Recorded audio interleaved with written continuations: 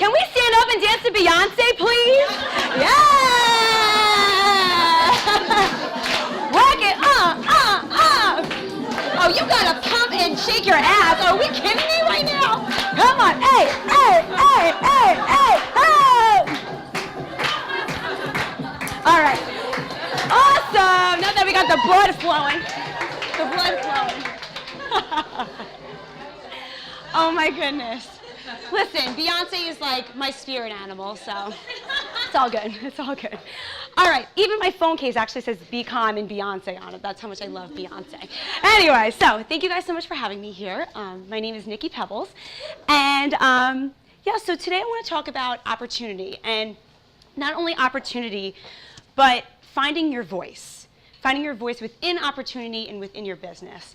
And the best way to put that, and this is probably going to sound super funny, but I'm going to give you the index of pre-red hair versus post-red hair.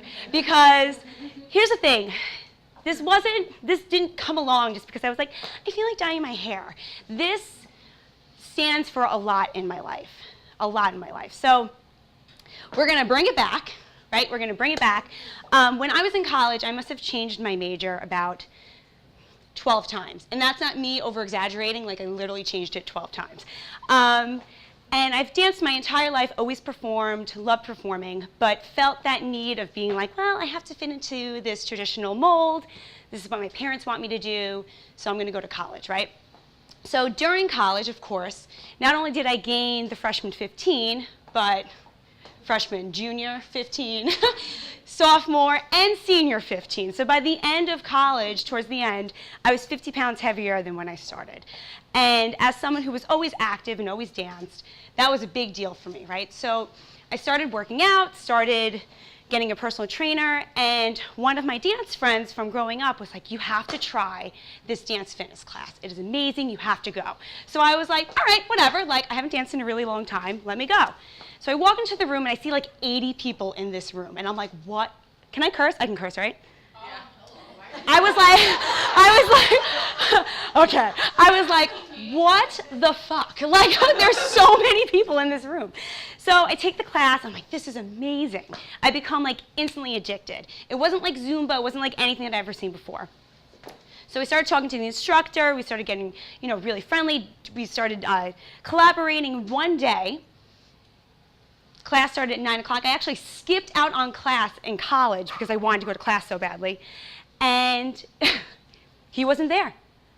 He wasn't there. Everyone was waiting around, 80 people in the class, no one's there. So everyone's like, oh my God, Nikki, you should teach. And I was like, now I never taught a fitness class before, ever.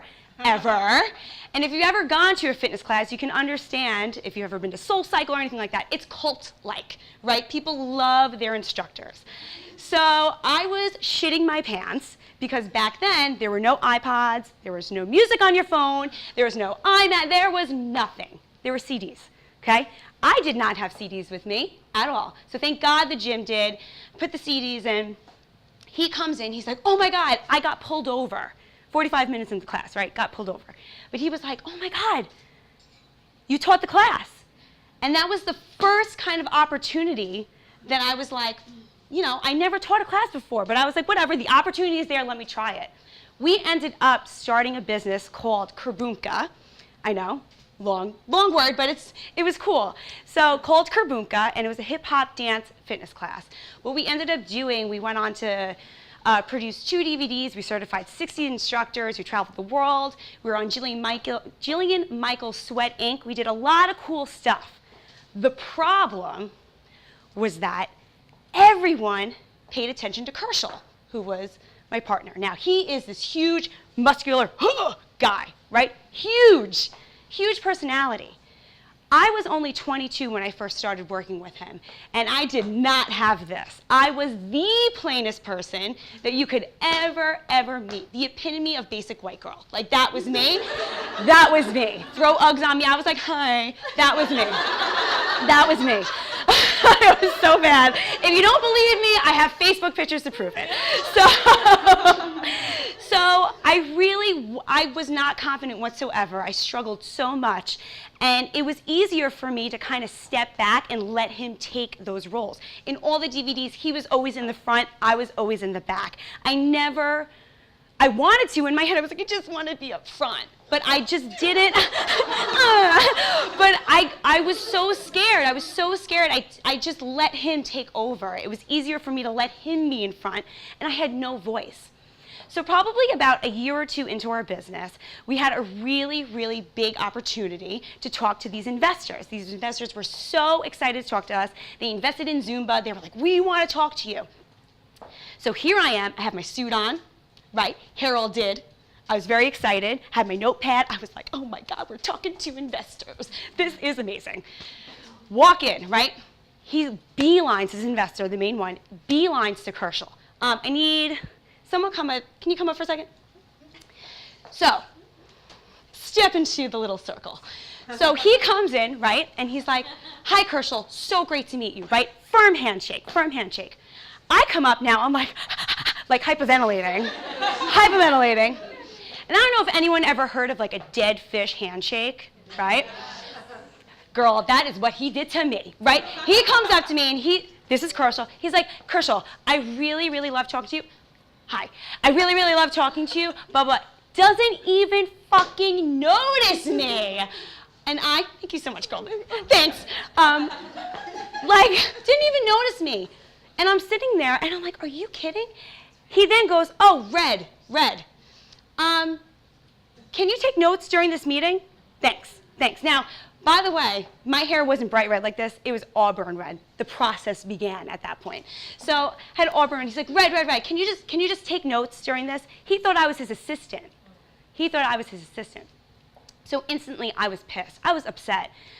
Now, if that happened today, my ass would be shit. Yeah, forget it. That would not go down. But I was so insecure with myself and not secure with my voice that I just sat there and I just let him ignore me, right? Just let him ignore me. So you would think the next day, the next couple of weeks, I'd be like, that's it, I'm gonna do something. But I didn't. I still sat in the back. We got a call from Reebok, probably about 6 months after that, and they wanted to highlight us in one of their campaigns. Yet, when we were on the phone, they said, oh, we really want Kerschel. You could just be one of the background dancers.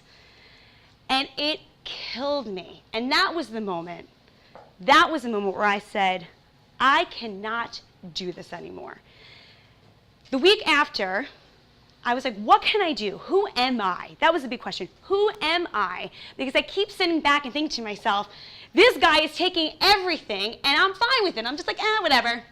You go push and pump and I'm just gonna sit here, right? It was stupid. So I went to my hairdresser and I was like, all right, of course. Because who doesn't do something to their hair in a dramatic moment in their life? Hello. So at that point, right, I was probably a vibrant natural red, right? Vibrant natural red. And I was like, I keep seeing this person with crazy red hair, just like all over the place. And she's like, let's dye your hair bright red. And at this point, this wasn't shaved either. And I was like, I'm like dying to do something different. She's like, let's shave some of your head. And I was like, yeah? She's like, yeah. And I'm like, yeah, let's do that. Dyed my hair, shaved my head.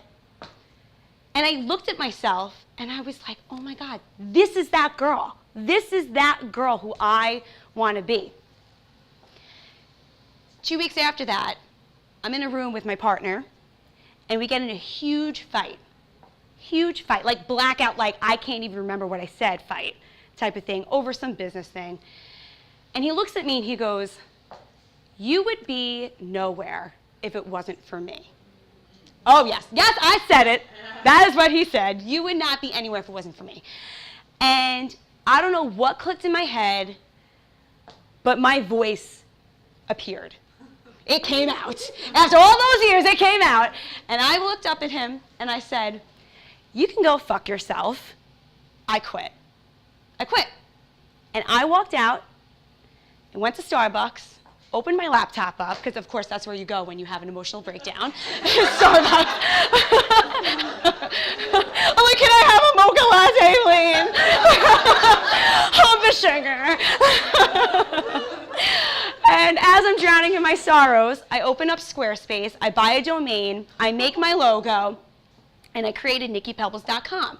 And I called up a studio in New York City and I said, hi, can I rent space from you guys and teach a fitness class? And she was like, yeah, why not? I was like, okay, great. Gave her my credit card. Week later, I decided that I was going to teach my own fitness classes, that I didn't need him, and I was like, whatever. Launched NikkiPebbles.com. I ended up stealing a deal with Women's Health Magazine and becoming a contributing blogger for them. I also had Reebok call me back, and which I was like, hey now, how you doing? And they wanted me to lead a couple of workouts in one of their studios. So I said to myself, I sat back and I said to myself, this is freaking amazing. Because honestly, I was at the point where I didn't have a voice. I had no clue who I was. No clue who I was. And it took spearheading red hair, right? Red hair to say to myself, I matter. I have a voice. I have a voice. No matter who I'm next to, I should never just pull down my light because someone acts bigger than I am. I matter too. I have a voice too.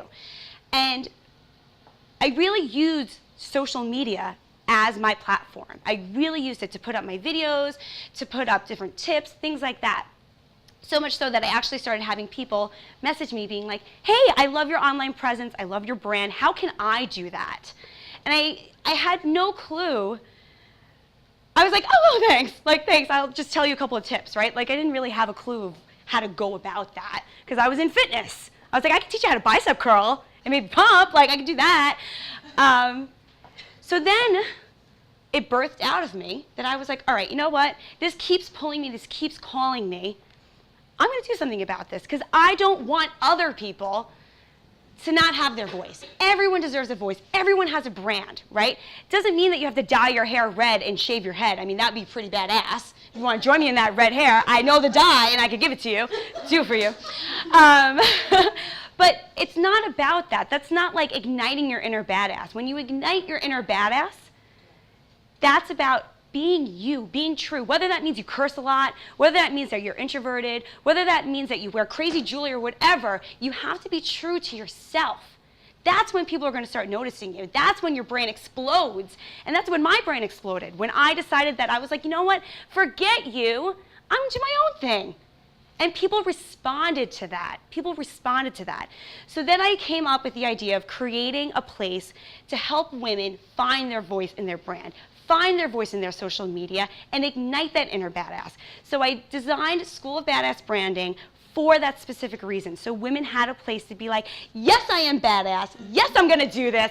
World, you better watch out, right? That was the point of that. So to sum it up, I truly, truly believe that sometimes an opportunity doesn't look like an opportunity, right?